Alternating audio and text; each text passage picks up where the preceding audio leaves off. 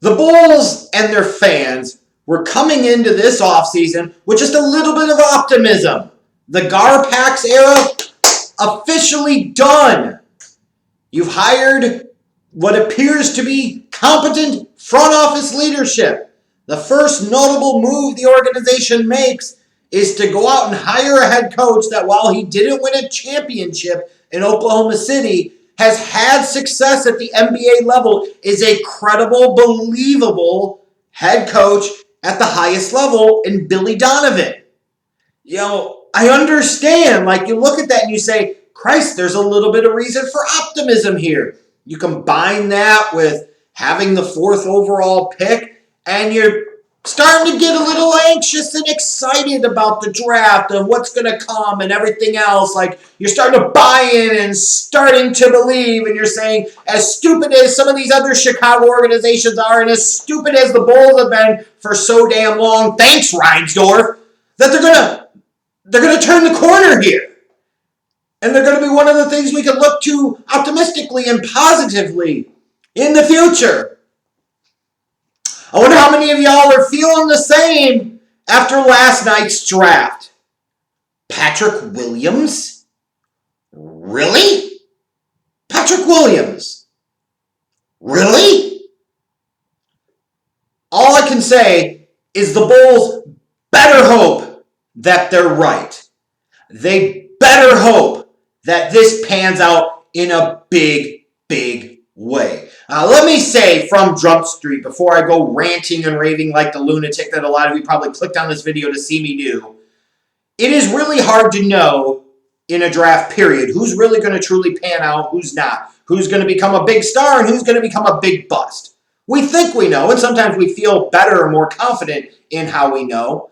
But especially when it comes to the NBA, it is really, truly hard to know, because so many of these guys are being drafted when they're 19, in some cases still 18 years old, with maybe 1 year of college ball underneath their wings. Like, there's just not a lot to go off of, especially when you're talking about this draft out of this year where you didn't even have the NCAA tournament. So, whereas this draft, in a lot of ways, was already shaping up to be a crapshoot, as it usually is, you add even more to that it really feels like a crapshoot, combined with the fact that once you got off of the 3 biggest names, and Anthony Edwards, James Wiseman, and LaMelo Ball, who went 1, 2, and 3 respectively in this draft, that it felt like it was really up for grabs, that there really wasn't much of a difference between many of the guys between 4 and 14 in this draft, or even 4 and you could argue 20. A lot of similarities there, very, very close. Like, some guys will go way above and beyond what you perceive their potential to be, and other guys are just not going to be it. So you can imagine my surprise, when this happened. I don't hate the kid at all. I don't hate the prospect. I think Patrick Williams certainly has some intriguing upside. And I could understand a team in the lottery trying to gamble on that athletic upside. I absolutely can. But I cannot for the life of me understand this pick for the Chicago Bulls at that pick. You needed to come out of this draft with a franchise changer. And you're going to say, well, you had the 4th pick. The likelihood of getting that, how realistic is it?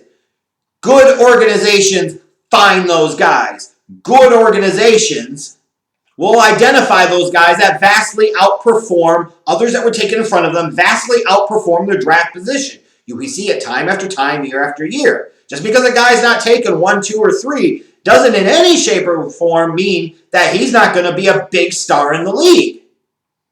The Greek Freak was taken in the middle of the 1st round back in 2013. Steph Curry was taken 7th overall. Klay Thompson, end of lottery guy. Kawhi Leonard, wasn't he like outside of the lottery? Paul George certainly wasn't a top 5 pick. Like, you could go on and on and on with these guys, big time notable players. While it's nice to get those guys at the top of the draft, and it feels a little bit safer to take them and have them develop into stars, it's no guarantee of anything. But what I don't understand about this pick for the life of me is why the Bulls are gambling on Patrick Williams. Number one, this class was full of 3-and-D guys. Full of them.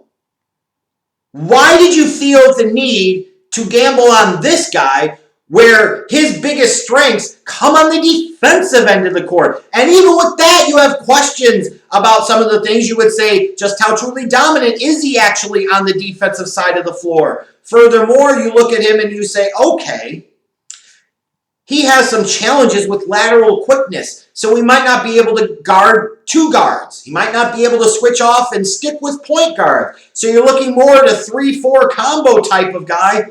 Is that really the type of guy that you want to take fourth overall? Now, I'm not going to totally buy into the old, well, he didn't even start at Florida State, so what does that mean? You're taking the guy fourth overall. He couldn't even start in college. He was a freshman. Leonard Hamilton does his system differently. Dude still played a sufficient amount of minutes, so it doesn't matter as much. But it is a fair question to a degree, because if he was truly that good, that special of a talent, that special of a prospect, that special of a player, I guarantee Leonard Hamilton would have been starting him. So when you look at the 3-and-D depth in terms of players in this draft class, why gamble on this guy at pick 4? It just seems ridiculous. Because you might say, well, he's a good three-point shooter, but his overall shot, like, it's Terry Mills, Sam Perkins level of slow in terms of its release. Like, you can see the potential is there, but it is a long way from realization. It is a long way from actually happening. So you talk about these 3-and-D guys, in no way did he have the best shooting touch or the best shooting form or the best shooting results out of these guys. And he's not even the best perimeter defender. And I would argue he's not even the best damn perimeter defender that was on his college team. That's Devin Vassell, the other wing from Florida State. So you potentially gambled and risked on this dude because you see upside, even though it could be hard to envision. Is he truly a 3 or is he going to be an undersized 4 in the league where he wasn't even the best 3-and-D wing on his damn college team, let alone in this draft? Like, this is the type of draft you can sit there and say, well, you didn't have a clear-cut hierarchy after the top 3, so some of these things happen. Well, then in that case, you gamble on offensive upside, not defensive upside. You gamble on guys like Avdia. You gamble on guys like Killian Hayes. Those are the types of guys that you gamble on. If you're going to take a freaking role player, then take a role player that is truly special in the one thing that he does. Okoro, who went the next pick at 5 to Cleveland. While I didn't love that pick for Cleveland, I can at least say, you know what? He's absolutely a potential shutdown perimeter defender in the league, guarding 1s, 2s, and 3s. And I don't see that on a Patrick Williams. Like, you needed to take a guy here that had big-time franchise-changing potential, at least to some degree. A guy that could put the damn ball in the hoop consistently.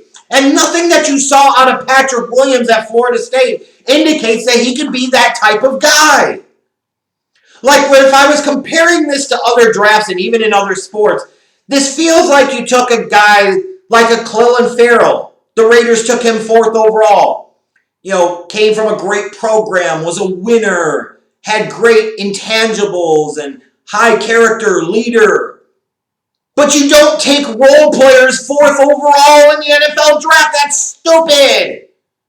You're gambling for upside and franchise-changing potential. You don't draft exclusively for culture 4th overall. And all the talk about how great of a kid he is, he certainly seems that way, and I believe that he is. But that in and of itself only matters but so damn much. The guy's got to be able to play, and he's got to be able to do a certain level of things to justify taking him in this spot. At least when he took Kobe White 7th overall last year, you could say, this kid's got offensive upside. He's got big offensive potential. That makes sense. Now you come into this draft, and in a league that more and more is predicated on great wing play and three-point shooting, you take a tweener 3-4 whose shot is questionable, and his lateral movement in terms of his defense on the perimeter is somewhat questionable too. What the hell is the thought process here? I was talking to somebody last night, And I was trying to think of what this reminded me of in terms of the NFL draft, and boy, my old friend Jarrell nailed this 100,000%. This is just like freaking Marvin Williams in the 2005 draft. He didn't even start at North Carolina. In a weekend draft where the wrong people were taken at the top, 1 and 2, you're talking about Andrew Bogut and Marvin Williams, because newsflash, NBA teams, well, NFL teams are stupid too, but NBA teams especially are stupid, and for some of them, they take these guys in these spots, and they keep taking them year after year, which is why the hell they end up in these spots to begin with, and all the while, in that same draft, you had Chris Paul and Deron Williams. What the hell is wrong with them? Marvin Williams was a role player at North Carolina, and I believe he just retired, had a nice long career in the league, but he was a role player. Tweener 3-4, could shoot, but not a guy that's going to change a franchise. Didn't have big-time offensive upside. You don't take those guys in the top 5. You just don't do that. And yet AK in the Chicago Bulls front office apparently got giggly tits to say, hey, we're going to take the guy where his better traits are on the defensive side, and even those aren't stellar and outstanding. We're going to talk about his massive athletic upside. All the while, you got questions about his lateral agility and his movements from side to side. Like, what the hell are we doing here? I'd rather you sit there and take a kid like an Avdia. Like, that feels like it's going to be one of those things that you really regret in a couple of years. And I might regret it, especially living here in the RVA area, because I'm going to have to hear all these Wizards fans bragging about Avdia for the next freaking decade. Like, there were other players with better offensive upside. And you look at the Killian Hayes of the world, and you look at some of the other guys that were taken in the lottery. Like, I would even say like a Tyrese Halliburton. Here's a guy that he's kind of unique, but he can do all these different things, like another high-character guy. But he can score the damn ball. He can shoot. Those things matter more than freaking defense. This felt like Jerry Krause drafting last night. Like, he kind of gets where the league is going, but he doesn't fully grasp and understand it. So he breaks the difference, and he ends up with a different Marcus Fizer. And I don't want to put that hex on the poor kid. I do not. And I don't think he's going to be a total bust. I think he will have a long, productive career in the league. I really do. But I guarantee, you could quote me, you could sit there and come back to this in a couple of years. You're going to have at least a couple of guys that were taken after Patrick Williams at 4 that are going to be better and vastly better players in the league than he is. So you can talk about what AK did in Denver, and skip and whoop-de-woo, and all that sounds fine and good, but the bottom line is that was Denver, that's not Chicago. That reputation only matters so much, and it's not like Theo coming from the Red Sox, coming to the Cubs, because you know what Theo had? He had freaking rings. I'm sorry, it was the last time the Denver Nuggets won the NBA Finals. Oh, that's right. So what the hell are you getting excited about? He might someday beat a team that can make it to the Eastern Conference Finals and lose in 5 games. Well, what'd he do? He didn't trade Zach LaVine when his trade value is probably never going to be any higher. They didn't acquire any additional draft pick capital by moving down or making any other moves or peeling anybody else off this roster. They basically sat there and took a long-term project tweener wig that wasn't good enough ultimately to start at Florida State. But more importantly, when you just look at the projections, these are not the types of guys that when you need stars, you take 4th overall. That's just asking for trouble. That's asking for problems. And I know some of you are going to drink the Kool-Aid, and some of you are going to want to be patient and say, let's see how this plays out. And you know what? To the first ones, why are you drinking the Kool-Aid? The second ones, you know what? You're right. Let's see how it plays out. But 'tis better to be bold and courageous and first guess than sit there and come back a couple of years later and maybe just think, oh, I knew that wasn't going to work out. At least I can come back, and if I'm wrong, then y'all can flame away on me because you do anyways. But when I'm right, and I will be right, you make sure you come back here in a couple of years and you talk about just how right I am. Williams is a good player, a good talent, a good prospect, has some upside, but damn it all. There were better players on the board, and this just feels like a middle of the road type of selection for this team when they really needed somebody that could change this franchise.